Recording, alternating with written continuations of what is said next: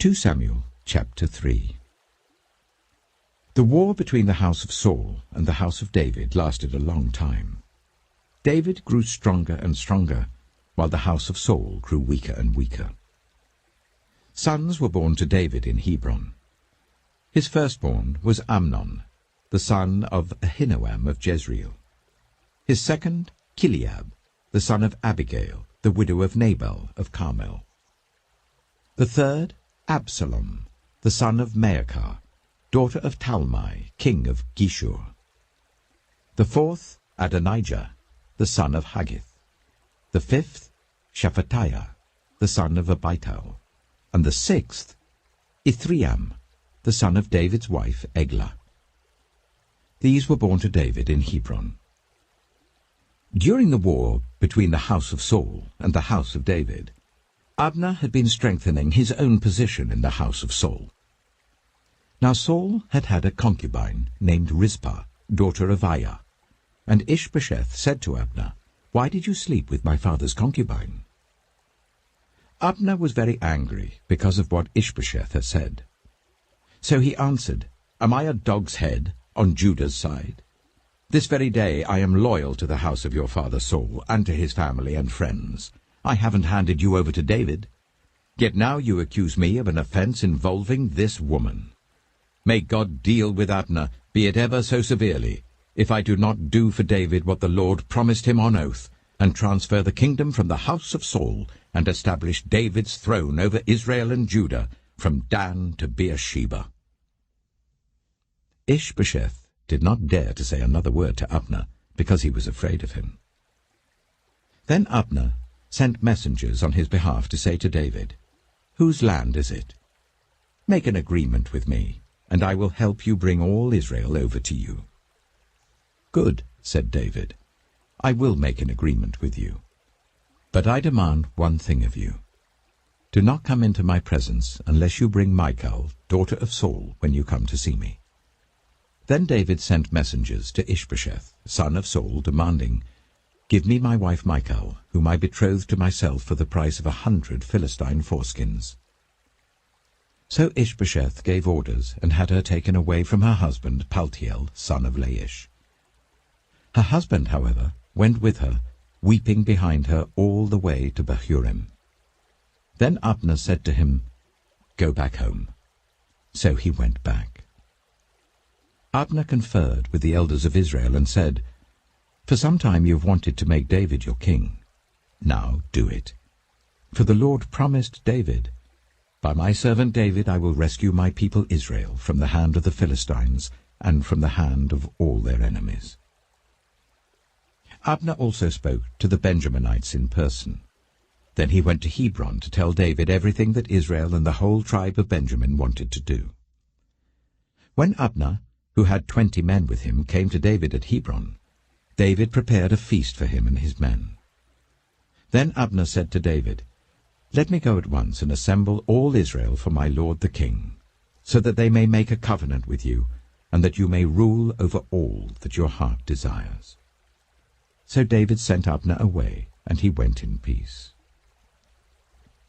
Just then David's men and Joab returned from a raid, and brought with them a great deal of plunder.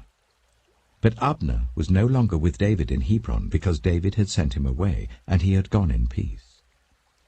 When Joab and all the soldiers with him arrived, he was told that Abner, son of Ner, had come to the king, and that the king had sent him away, and that he had gone in peace. So Joab went to the king and said, "What have you done? Look, Abner came to you. Why did you let him go? Now he is gone. You know Abner, son of Ner. He came to deceive you and observe your movements and find out everything you're doing." Joab then left David and sent messengers after Abner, and they brought him back from the cistern at Sirah. But David did not know it. Now when Abner returned to Hebron, Joab took him aside into an inner chamber, as if to speak with him privately. And there, to avenge the blood of his brother Asahel, Joab stabbed him in the stomach, and he died. Later, when David heard about this, He said, I and my kingdom are forever innocent before the Lord concerning the blood of Abner, son of Ner. May his blood fall on the head of Joab and on his whole family. May Joab's family never be without someone who has a running sore or leprosy, or who leans on a crutch, or who falls by the sword, or who lacks food. Joab and his brother Abishai murdered Abner because he had killed their brother Asahel in the battle of Gibeon. Then David said to Joab and all the people with him, Tear your clothes, and put on sackcloth, and walk in mourning in front of Abner. King David himself walked behind the bier. They buried Abner in Hebron, and the king wept aloud at Abner's tomb. All the people wept also. The king sang this lament for Abner. Should Abner have died as the lawless die? Your hands were not bound, your feet were not fettered. You fell as one falls before the wicked. And all the people wept over him again. Then they all came and urged David to eat something while it was still day. But David took an oath, saying, May God deal with me, be it ever so severely, if I taste bread or anything else before the sun sets. All the people took note and were pleased. Indeed, everything the king did pleased them. So on that day all the people there and all Israel knew that the king had no part in the murder of Abner, son of Ner. Then the king said to his men, Do you not realize that a commander and a great man has fallen in Israel this day? And today, though I am the anointed king, I am weak. And these sons of Zeruiah are too strong for me. May the Lord repay the evildoer according to his evil deeds. 1 Chronicles chapter 12. These were the men who came to David at Ziklag, while he was banished from the presence of Saul, son of Kish. They were among the warriors who helped him in battle. They were armed with bows, and were able to shoot arrows or to sling stones right-handed or left-handed. They were relatives of Saul from the tribe of Benjamin. Ahiezer their chief, and Joash the sons of Shemaiah the Gibeathite, Jeziel and Pelet the sons of Asmaveth, Berekah, Jehu the Anathothite, and Ishmaiah the Gibeonite, a mighty warrior among the 30 who was a leader of the 30. Jeremiah, Jahaziel, Johanan, Jozabad the Gederathite, Eluzai, Jerimoth, Bealiah, Shemariah, and Shephatiah the Haruphite, Elkanah, Ishiah, Azarel, Joezer, and Jeshobeam the Korahites, and Joelah and Zebediah the sons of Jeroham from Gedor. Some Gadites defected to David at his stronghold in the wilderness. They were brave warriors, ready for battle and able to handle the shield and spear. Their faces were the faces of lions, and they were as swift as gazelles in the mountains. Ezer was the chief, Obadiah the second in command, Eliab the third, Mishmanah the fourth, Jeremiah the fifth, Attai the sixth, Eliel the seventh, Johanan the eighth, Elzabad the ninth, Jeremiah the 10th, and Machbanai the 11th. These Gadites were army commanders. The least was a match for 100, and the greatest for 1,000. It was they who crossed the Jordan in the first month when it was overflowing all its banks, and they put to flight everyone living in the valleys to the east and to the west. Other Benjaminites and some men from Judah also came to David in his stronghold. David went out to meet them and said to them, If you have come to me in peace to help me, I am ready for you to join me.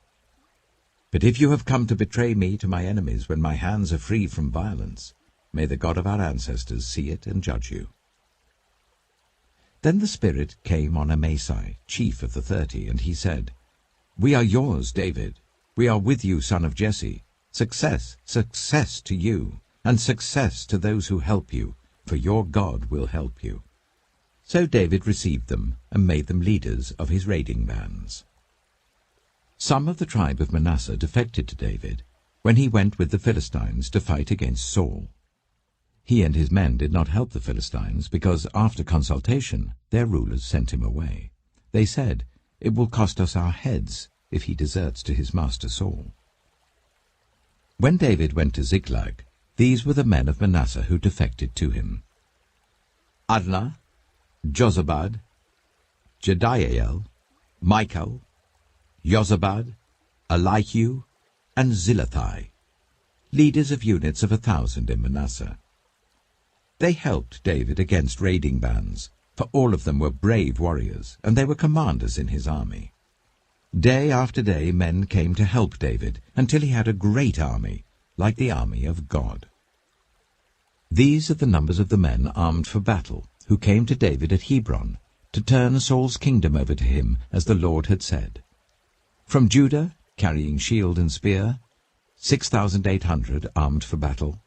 From Simeon, warriors ready for battle, 7,100.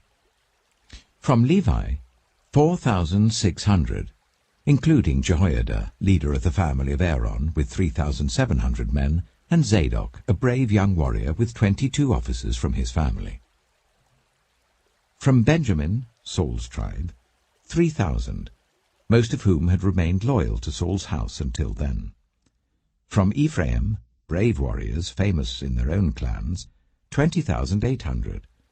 From half the tribe of Manasseh, designated by name to come and make David king, 18,000.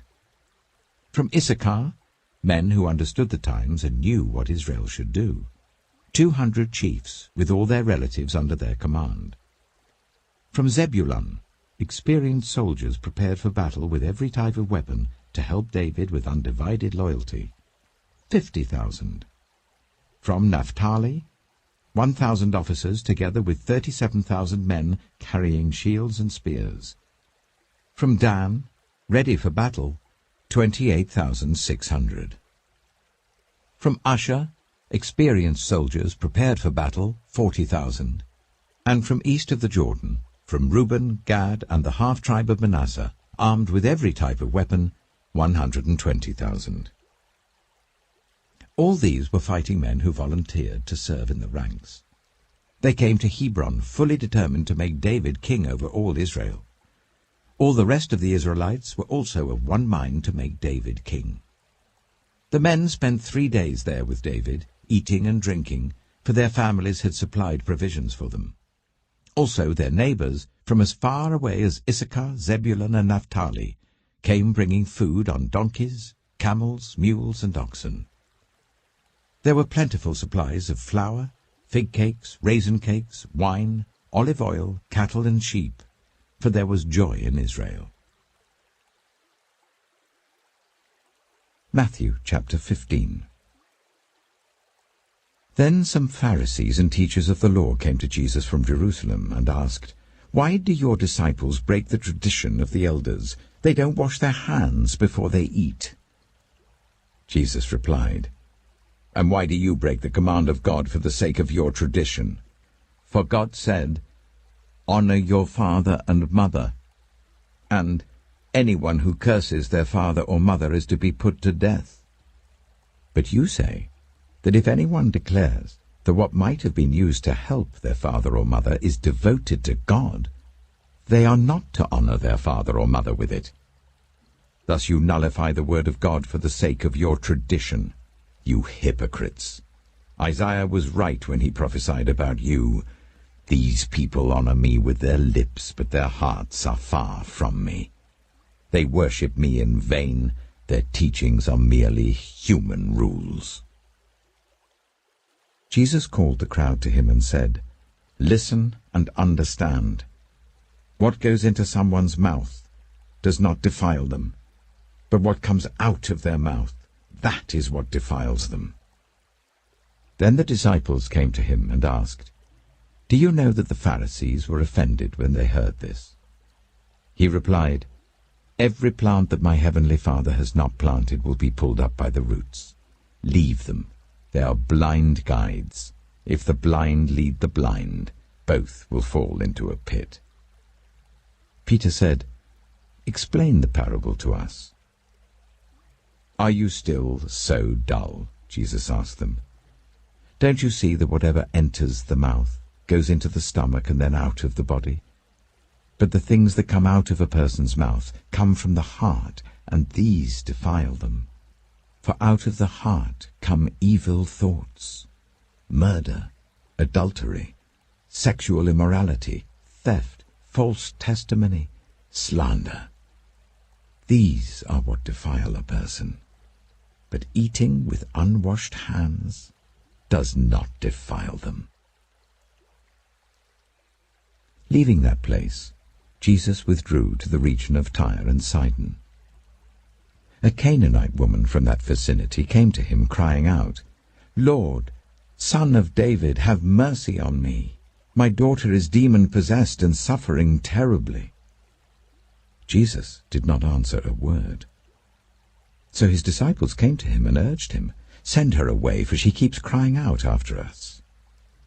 He answered, "I was sent only to the lost sheep of Israel." The woman came and knelt before him. "Lord, help me," she said. He replied, "It is not right to take the children's bread and toss it to the dogs." "Yes, it is, Lord," she said. "Even the dogs eat the crumbs that fall from their master's table." Then Jesus said to her, "Woman, you have great faith. Your request is granted." And her daughter was healed at that moment. Jesus left there and went along the Sea of Galilee. Then he went up on a mountainside and sat down. Great crowds came to him, bringing the lame, the blind, the crippled, the mute, and many others, and laid them at his feet, and he healed them. The people were amazed when they saw the mute speaking, the cripple made well, the lame walking, and the blind seeing. And they praised the God of Israel. Jesus called his disciples to him and said, "I have compassion for these people. They have already been with me 3 days and have nothing to eat. I do not want to send them away hungry, or they may collapse on the way." His disciples answered, "Where could we get enough bread in this remote place to feed such a crowd?" "How many loaves do you have?" Jesus asked. 7, they replied, "and a few small fish." He told the crowd to sit down on the ground. Then he took the 7 loaves and the fish, and when he had given thanks, he broke them and gave them to the disciples, and they in turn to the people. They all ate and were satisfied. Afterwards the disciples picked up 7 basketfuls of broken pieces that were left over. The number of those who ate was 4,000 men, besides women and children. After Jesus had sent the crowd away, he got into the boat and went to the vicinity of Magadan.